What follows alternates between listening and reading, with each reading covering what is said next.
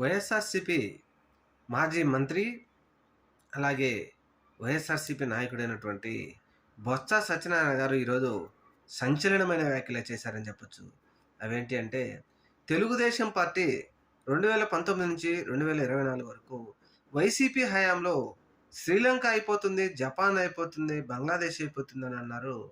మరి 2024 సార్వత్రిక ఎన్నికల్లో ఈ కూటమి ప్రభుత్వం గెలిచిన తర్వాత తెలుగుదేశం పార్టీ అభ్యర్థి, ముఖ్యంగా తెలుగుదేశం పార్టీ నాయకుడు చంద్రబాబు నాయుడు గారు ముఖ్యమంత్రి అయ్యాక 1,60,000 కోట్ల రూపాయలు అప్పు చేశారు.